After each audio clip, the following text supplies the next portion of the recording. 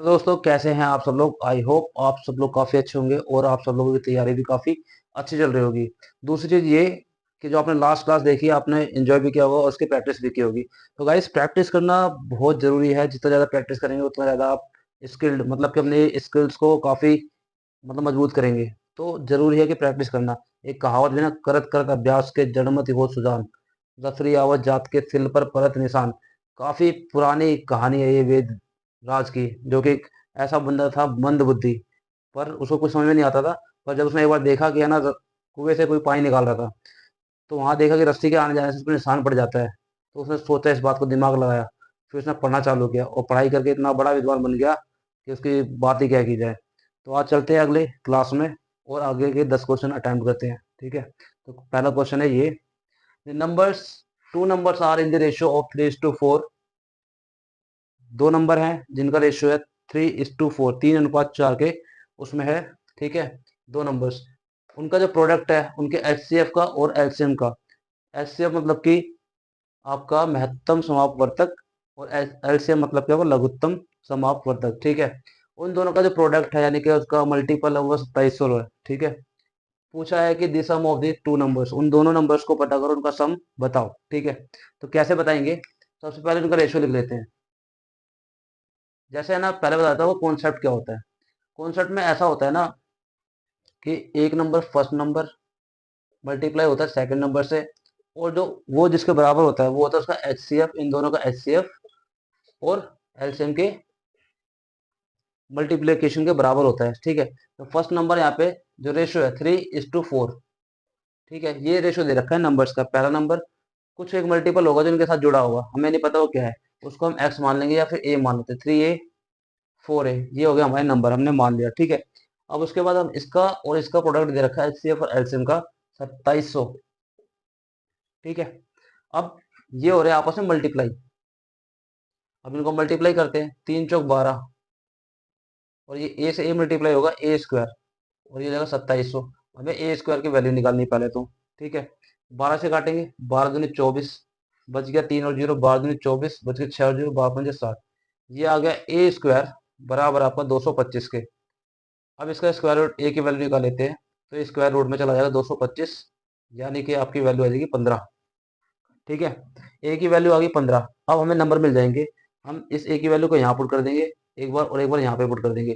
तो 3 × 15, पहला नंबर आ जाएगा हमारा 15×45, और दूसरा आ जाएगा हमारा 4 × 15 यानी कि 60। दो नंबर हमारे पास आ गए हैं, हमसे पूछा गया इनका सम, तो इन दोनों को जोड़ देते हैं, तो ये आएगा आपका 105, और यही होगा आपका right answer, option number B. तो इस टाइप के क्वेश्चन आते हैं सीपीओ में, काफी इजी रहते हैं, बस आपको कॉन्सेप्ट पता होना चाहिए, फटाफट से हो जाते हैं। ठीक है, अगले क्वेश्चन पे चलते हैं। तो अब देखते हैं क्वेश्चन नंबर 2। क्वेश्चन नंबर 2 कह रहा है कि if the height of the cone is 7 centimetre. एक कोन है, जैसे कि आइसक्रीम कोन होता है, और कभी कभी टोपी होती है बर्थडे की, बॉय वाली, ठीक है, बॉय गर्ल्स वाली कोन शेप में होती है। ठीक है, 7 सेंटीमीटर उसकी हाइट है, and the diameter of this circular base is 12 centimetre. जो उसका व्यास है सर्कुलर बेस का, उसका आधार होता है सर्कुलर होता है। ठीक है, उस बेस का व्यास जो है 12 सेंटीमीटर, तो त्रिज्या कितनी हो जाएगी उसकी 6 सेंटीमीटर, उसकी half. 6 centimetre radius, 7 centimetre height, पूछा है उसका वॉल्यूम। वॉल्यूम का पहले फॉर्मूला बताता हूँ मैं आपको, पहले मैं बना के देता हूँ। कौन होता है कैसा है, पहाड़ शेप में होता है, नीचे सर्कुलर बेस, ये होती है इसकी रेडियस, और ये होती है इसकी हाइट। फॉर्मूला जो होता है वो होता है 1/3 पाई r² h। पाई की वैल्यू 22/7। अब हम लगाते हैं इसे क्वेश्चन में, तो सीधा सीधा फॉर्मूला है 1/3 × 22/7, पाई की वैल्यू, आर हमारा 6 × 6 हो जाएगा, और एच हमारा 7। 7 से 7 कट गया, 3 पे चला गया 2, 2×6 = 12, 22 × 12, और मल्टीप्लाई करेंगे तो 12×24, 12×24 = 26 सेंटीमीटर क्यूब। ये होगा आपका right answer, option number A. चलिए चलते हैं अगले क्वेश्चन की तरफ। तो अब देखते हैं अगला question, question number 3। Time and work का क्वेश्चन है। A B and C can do a piece of work in 20 days, 30 days and 60 days। मतलब कि ए किसी काम को 20 दिन में कंप्लीट कर सकता है, 20-30 दिन में, और सी 60 दिन में कंप्लीट कर सकता है। ठीक है, तो कह रहा है कि if A work daily, A daily काम कर रहा है, on every third day B and C also work with A, तीसरे दिन, पहले दिन ए काम कर रहा है, दूसरे दिन ए काम कर रहा है, तीसरे दिन इनके इसके साथ में बी और सी भी काम कर रहे हैं। तो पूछा है कि भाई कितना टाइम लगेगा काम कंप्लीट होने में। ठीक है, तो अब करते हैं इसे सॉल्व। तो यहाँ पे सबसे पहले इनकी एफिशिएंसी देख लेते हैं। ए करता है 20 दिन में, बी करता है 30 दिन में, और सी करता है 60 दिन में। तो टोटल वर्क यूनिट निकाल लेते हैं पहले पहले। तो इनका एलसीएम लेंगे, 60 यूनिट का टोटल वर्क आ जाएगा। ठीक है, इनकी एफिशिएंसी आ जाएगी 20 या 60, 30 दूनी 60, और 60 एकम 60। ए की 3, बी की 2 और सी की 1 यूनिट डेली की एफिशिएंसी है। ठीक है, अब जो इसने कहानी में कहा, क्वेश्चन में, कि क्या करना है, तो पहले दिन ए काम करेगा, कितना यूनिट, 3 यूनिट। दूसरे दिन ए काम करेगा, कितना यूनिट, 3 यूनिट। तीसरे दिन ए प्लस बी प्लस सी तीनों काम करेंगे, तो 3 2 5 2 6 यूनिट काम होगा। तो मतलब कि 3 दिन में, 3 डेज में कितने यूनिट काम कंप्लीट हो रहा है, 3 3 6 और 12, 12 यूनिट वर्क डन हो जाएगा। ठीक है, अब देखते हैं कि 60 यूनिट करवाने में कितना टाइम लगेगा। तो अगर इसे 5 से मल्टीप्लाई करें हम 12 को, तो 12 पंजे 60, 60 यूनिट कंप्लीट। जब यहाँ पे 5 से मल्टीप्लाई किया, तो हम इसे यहाँ भी 5 से मल्टीप्लाई करेंगे 3 को, तो 5 से 15, 15 दिन लगेंगे टोटल इस काम को कंप्लीट होने में, 60 यूनिट को। तो आपका ऑप्शन नंबर डी होगा राइट। ठीक है, तो चलते हैं अगले क्वेश्चन। तो अब चलते हैं क्वेश्चन नंबर 4 की तरफ। तो क्वेश्चन नंबर 4 है, वो क्या कह रहा है। ठीक है, a man spends 72% of his salary and saves 5,740 रुपये पर मंथ। एक बंदा है, एक पर्सन है, जिसकी टोटल सैलरी है 100%, उसमें से 72% वो स्पेंड कर देता है, यानी खर्चा कर देता है। वो बची हुई सैलरी है उसके पास, वो है 5,740 रुपये की। ठीक है, इसको जो सेव करता है, तो पूछा है इससे कि what is the 10% of his annual salary, 10% annual salary का कितना, मतलब सालाना में जितना कमाता है उसका 10% कितना है। तो देखिए पहले बताता हूँ इसका क्या है। एक ये मान लीजिए ये है 100% सैलरी, इसकी पूरी 100%।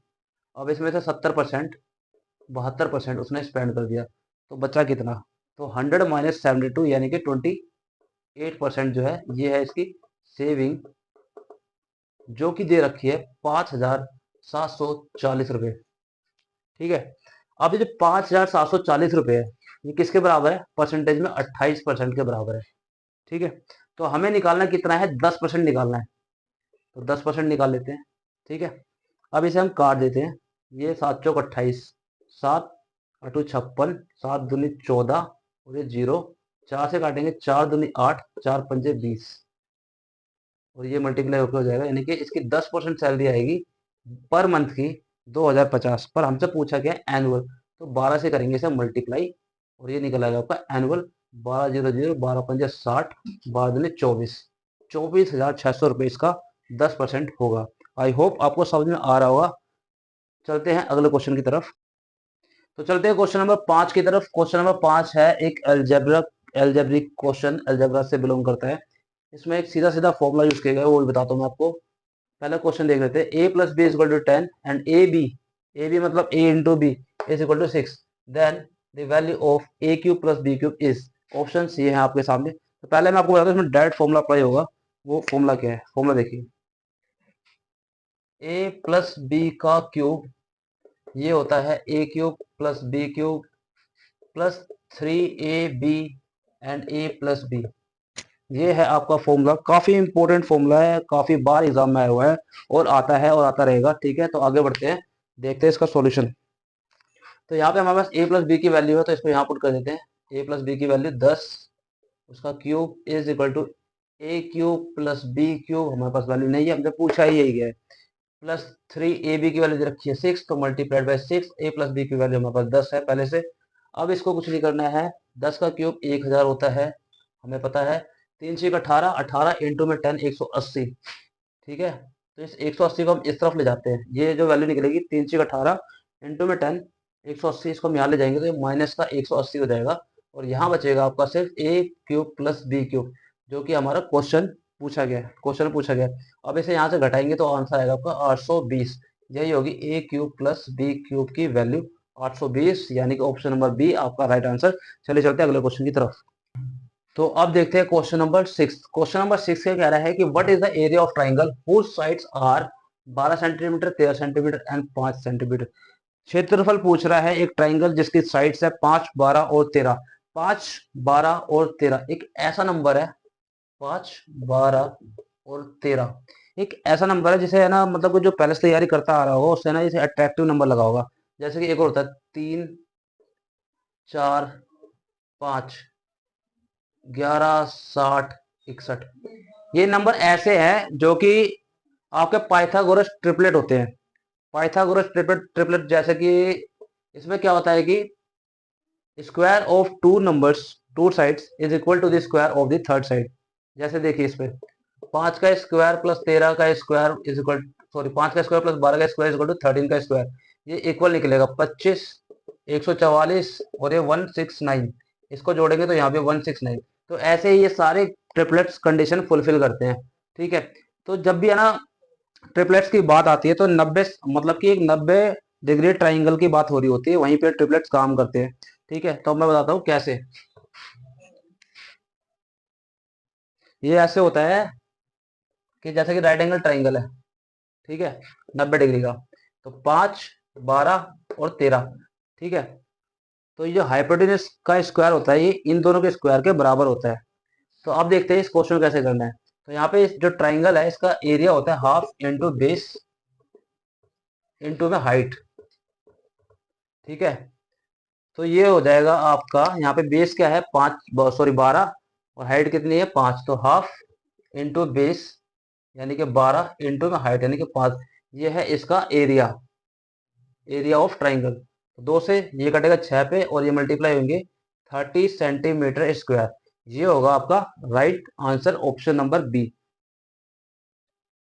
तो अब इस क्वेश्चन को देखते हैं, ट्रिग्नोमेट्री का क्वेश्चन है, क्वेश्चन नंबर 7। ठीक है, इसमें है if theta is an acute angle, theta एक न्यून कोण है। ठीक है, थीटा की वैल्यू एक न्यून कोण है and the sine theta plus cosec theta is equal to 2, then the value of sine की पावर पास थीटा एंड कोसेक की पावर पास थीटा इज, ये पूछा है।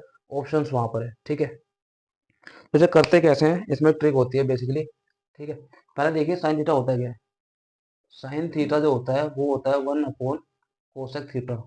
मतलब कि जो साइन थीटा का जो इनवर्स होता है वो होता है कोसेक थीटा। ठीक है, या फिर कोसेक थीटा का जो इनवर्स होता है वो होता है साइन थीटा।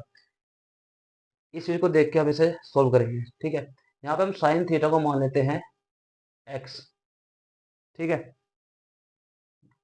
या फिर इसे 1 मान लेते हैं, हमें इसे मानना पड़ेगा।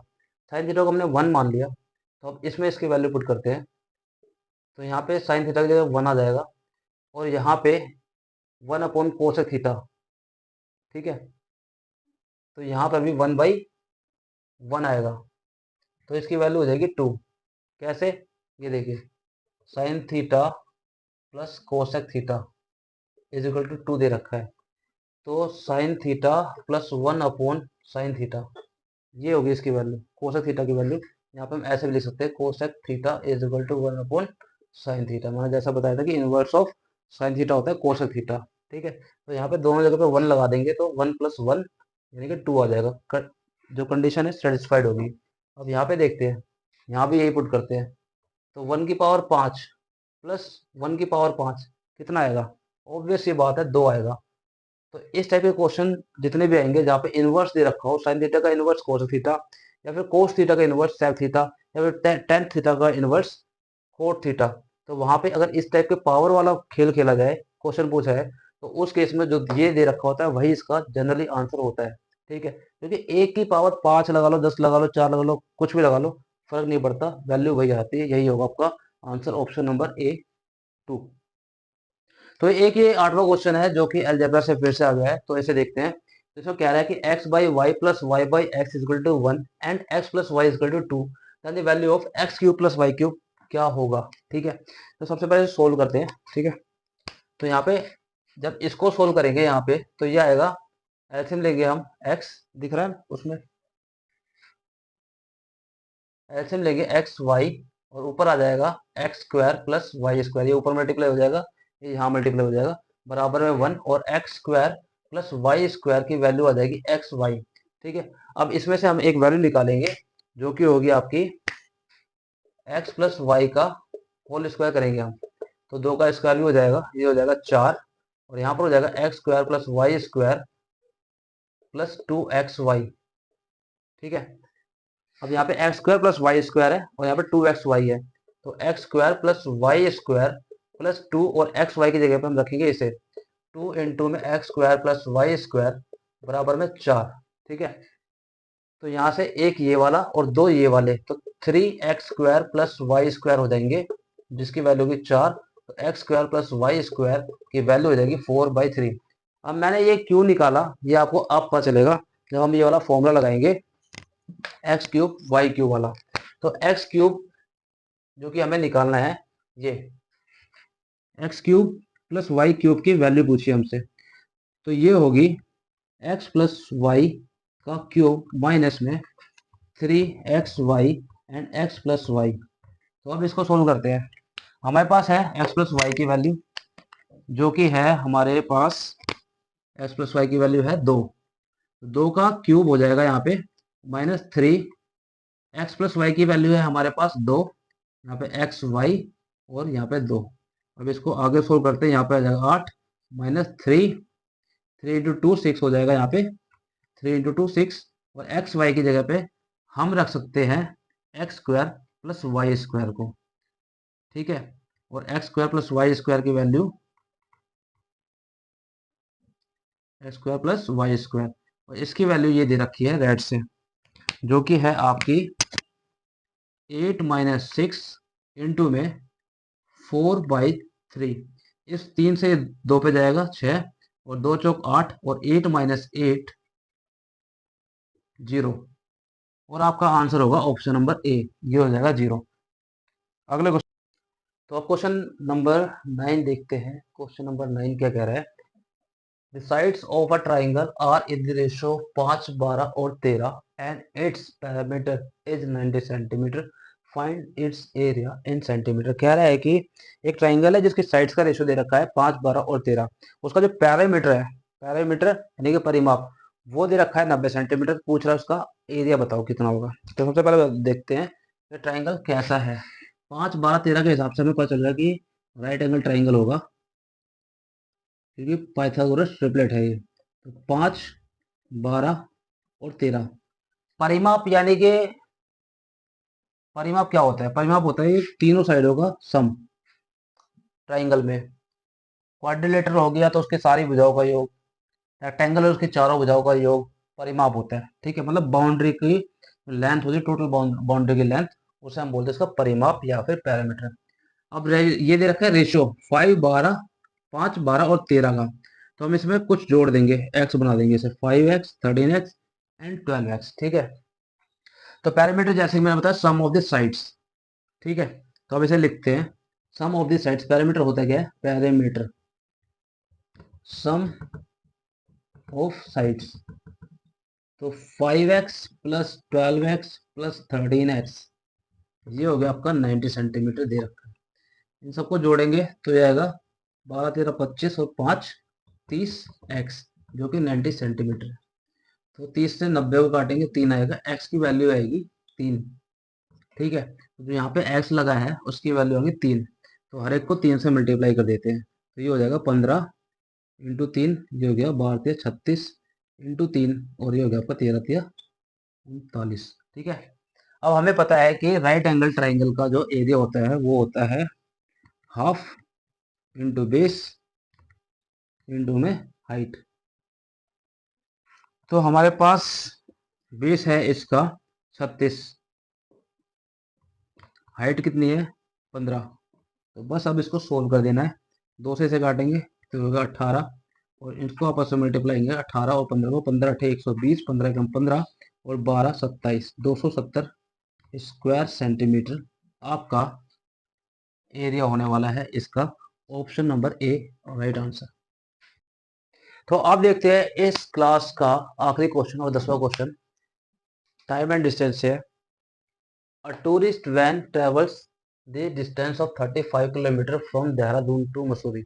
एक टूरिस्ट वैन है जो कि ट्रैवल करती है from Dehradun to Mussoorie cover करती है एक डिस्टेंस जो कि है 35 किलोमीटर का, ठीक है।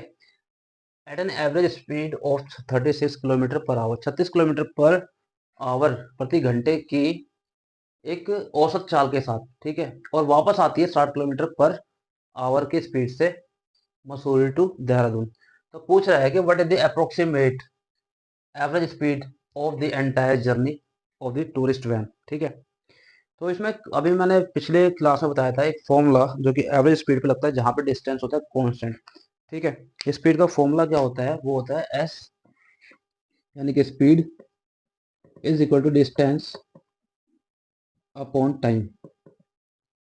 और जब डिस्टेंस कांस्टेंट हो, जब डिस्टेंस कांस्टेंट हो मतलब कि अगर 35 किलोमीटर जा रहा है और आगे भी 35 किलोमीटर जा रहा है, मतलब कि मान लो 35 किलोमीटर जा रहा है 36 की स्पीड से और फिर 35 किलोमीटर को कर रहा है 40 की स्पीड से, ठीक है, तो डिस्टेंस कांस्टेंट है।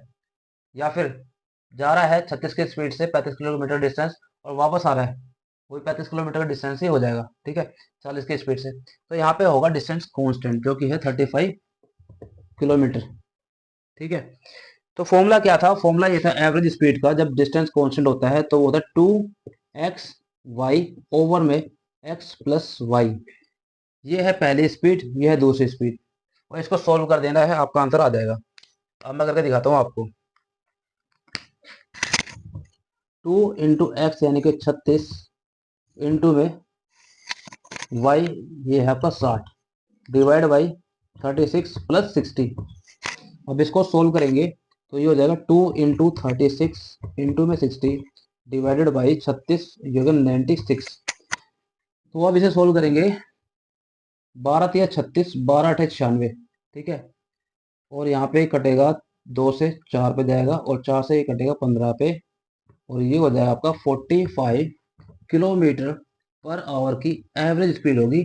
और आपका ऑप्शन नंबर होगा ए, राइट आंसर।